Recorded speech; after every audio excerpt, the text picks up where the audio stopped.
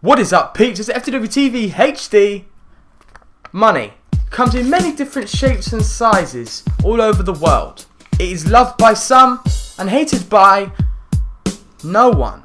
We need money to live. We need money for pretty much everything today. So if we value it so much, how much is money actually worth? Obviously, it costs more to produce money, otherwise you will be losing money. I mean, that's kind of, pointless, right? Well, that's not the case in some countries. Due to the fact that metal prices are rising up, especially copper, it is actually costing more to produce money. Now, specifically, we're talking coins here.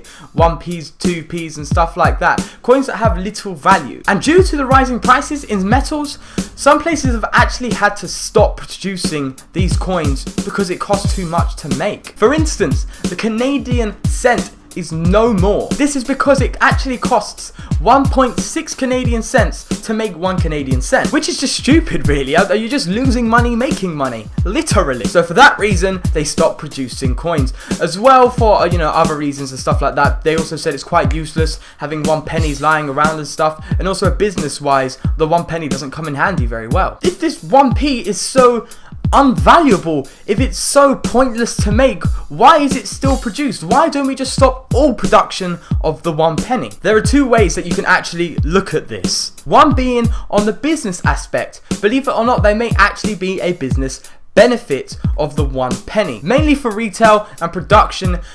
Usually you will go to the store or the shops and you will see things worth, let's say, $4.99, as in £4.99, $4.99. It's always something 99. That is actually there for a reason. This is because it actually makes you think that it's actually worth £4 or $4. If you see $4.99, you will think it's worth $4. Whereas if you see the 5, it puts you off a lot more than it does if you see the 4. So that's kind of one aspect. It makes people want to buy it more. It makes you think that you're actually spending less money than you actually are, which, to be honest, is actually quite a positive thing. It actually increases sales business-wise, hence why the 1p may still be going to this day. But why not just make it 2p? I mean, it won't make that much of a difference. I'm actually seeing recently some of them going for $4.98 instead of $4.99. It still does the same job. So what else makes us still want the 1 penny? We still keep pennies in our wallets. We still keep pennies lying around our house, but we never ever throw them away.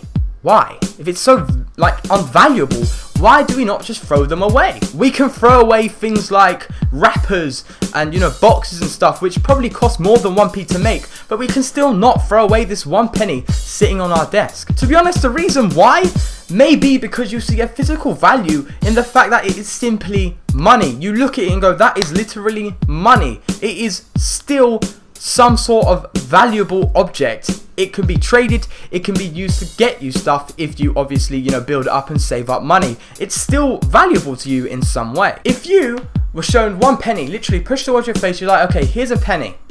Now, would you throw away this 1p? Chances are they're actually going to say yes. It's because they don't see any actual value in the 1p itself. They don't see it's worth the time collecting and building up to actually pay out. But also on the other side, people can also say, no, I still see some value in this coin, which is the point I'm kind of arguing here. But that's not the point. The main way to actually test if someone actually has a true value is if you compare it, okay, to let's say you put the money in their face and you say, would you throw this money away? Now, believe it or not, I can guarantee you that they are more likely to say no to the money than they am to the 1p. This is because by changing the verb, by changing the literal way you actually put this money and present it to them in their face, really does change it. If you say 1 penny, they see it valueless. It's 1 penny. It really isn't as valuable. But if you say money, the fact that the word money pops into your head, money, probably the most valuable thing in the world to many people, you're less likely to say no because you see more value because it's money. You think, I could collect it up. It's the different perspective given to you by the word money and 1 penny. Try it on someone or try it on multiple people, because if you ask them the same time, it's repeated measure. It doesn't really work. They're just going to be like, well, you just asked me the same question, I'm going to give you the same answer. So if you want to test this, go and ask one person or multiple people with a penny one and other people, probably similar to the people, ask them, do you want to throw this money away? get a good load and actually show them together, and I guarantee you will find a difference, that people are actually less likely to say that they want to throw it away if you say money rather than the 1 penny. And maybe that is why we actually want to keep the 1 penny. We see it as money. We still see it as something valuable. May it not be a massive like value itself, but put together, if you get 1,000,000 pennies, that's like 100,000, I think. And that is why we don't really throw away 1 pennies and stuff like that, because we need it to live life. How much is life? How much do we need to be able to live? Now, you can actually take a statistical perspective and actually calculate the literal value of life based on averages. Because if you get the life expectancy, times it by the average earnings of your area, you would probably get the value of life. Life expectancy in the UK is around about 81.5 years. If you times that by 26,850, you would get the value of 2.2 million. There's probably more aspects to it, because if you look at the fact that we actually live on average the first 18 years of our life not actually earning any money and rather living off our parents, we're not actually spending any money there. So to be honest, that's actually probably not a part of the equation. So if you take 18 off and times it by 26,850, that's the average earnings in the UK, you'd get around about 1.7 million. You also have to consider retirement. There's an age where you actually retire. Okay, you do get pension, but there's an age where you actually retire and you no longer are literally earning yourself money, and that is about 16.5 years, I think, around there. So if you take that off, you get around 81.5 minus 34.5, and you'll get around, I think, 1.2 million if you times it by 26,850. So if we work out the averages of 2.2 million, 1.7 million, and 1.2 million, the average is 1.7 million. Is that the cost of life? But then again, that is also statistical. Everyone is different. People would value life much more than 1.7 million. Someone may value a life less than 1.7 million. It's not good enough to literally draw a conclusion on the statistical part of it. So how about we look at other things, more psychological aspects? Ask yourself this, ask someone else this. Would you end a life for 1.7 million pounds, dollars, whatever your currency is, in that value? Would you end someone's life? Put the consequences aside. No prison time. No actual negative outcome by doing so. Would you take the life of a loved one for 1.7 million? A loved one. Love. What is the cost of love? Well, we can look at how much you actually spend on a loved one. Now again, we have to look at averages. We have to look at a day where everyone spends money on their partner.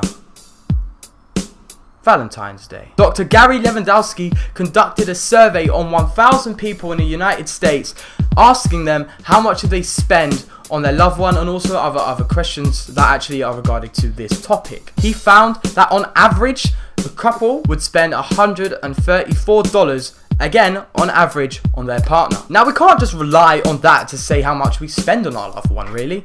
I mean, you also got to calculate certain days where we, again, spend money on our loved one, literally guaranteed. Birthdays. Now, given that the average birthday present is an iPhone, which is usually around about $600. So if you add that together, you averagely spent per year on these 2 days around about $734. Now, the best way to actually calculate the value of love is you also got to consider the longest relationship. How long are you actually going to be with this loved one? Now, I checked a couple of resources and I found that it's around about 86 years is the longest marriage on earth to this day. So if you times $734 by 86 years, you get around about $63,000, which in 86 years isn't really a lot of money. There's got to be more to it, and there is. If you look at a video done by Vsauce, I think a while ago, where they actually did pretty much what I'm doing now, they found that the feeling of being told I love you is around about $270,000 or $267,000. So if we add $63,000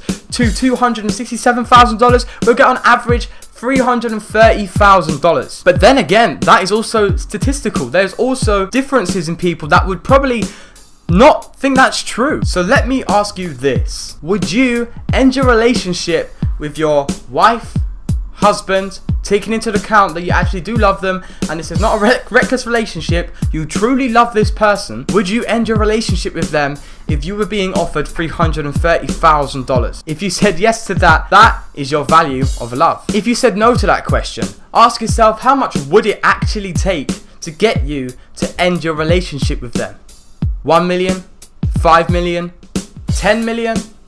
1 billion? Either way, every single person on this earth will give in. There is still more money on earth, even in one person's bank account, than that. So you watch this video to find out exactly how much money is worth? Well, everything.